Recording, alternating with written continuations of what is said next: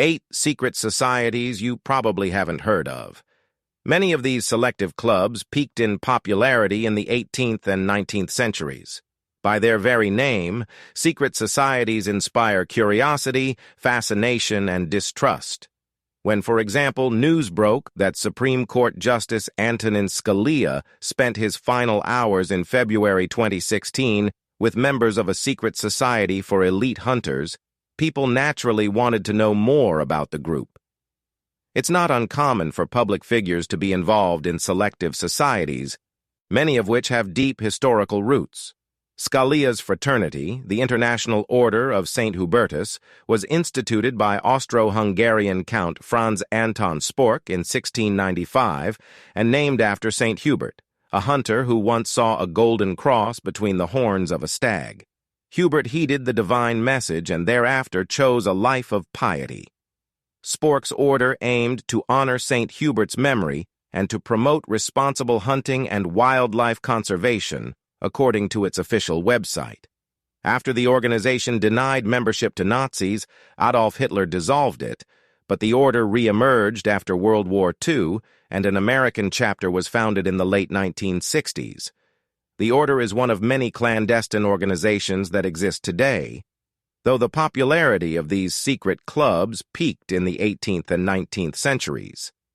Back then, these societies served as safe spaces for open dialogue about everything from academia to religious discourse, removed from the restrictive eye of the church and state.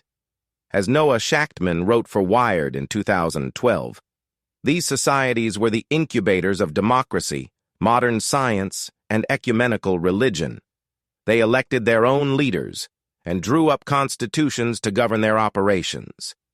It wasn't an accident that Voltaire, George Washington, and Ben Franklin were all active members.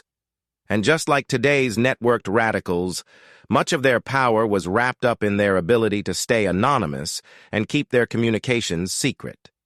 The emphasis on secrecy inspired much distrust in the exclusive clubs.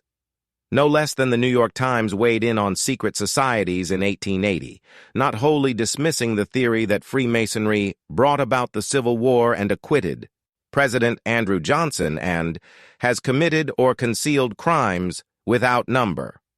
The Times added, "This able theory of Freemasonry is not so readily believed as the theory that the European secret societies are the ruling power in Europe, but there are still many people as yet outside of the lunatic asylum who firmly believe it." Many religious leaders felt at the very least conflicted about secret orders. In April 1887, the Reverend Thomas DeWitt Talmage gave a sermon on the moral effect of Freemasonry, Odd Fellowship, Knights of Labor, Greek alphabet, and other societies. The Reverend, who said he had hundreds of personal friends who belonged to secret orders, cited Proverbs 25:9, "Discover not a secret to another," when asking his audience whether being a member of a secret society would be a positive or negative decision for them. In March 1892, James Cardinal Gibbons took a more definitive stand on secret orders, saying they had no possible excuse for existence. The national uproar against secret societies led one concerned group to create an annual anti-secret society convention. In 1869, at a convention in Chicago, attendees went after the secular press. The organization's secretary said that journalists either approved or ignored secret societies, while few religious papers have spunk enough to come out for Christ in opposition to Masonry. But by 1892, the convention, which deemed clandestine clubs an evil to society and a menace to our civil institutions, had failed to secure them anything but strong denunciation, the Pittsburgh Dispatch reported.